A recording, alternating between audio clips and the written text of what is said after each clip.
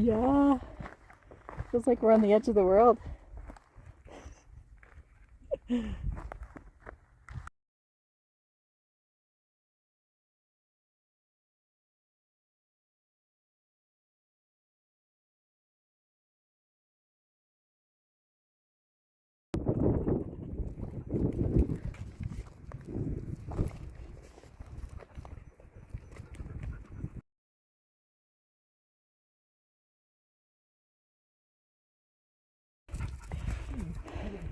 Never really noticed.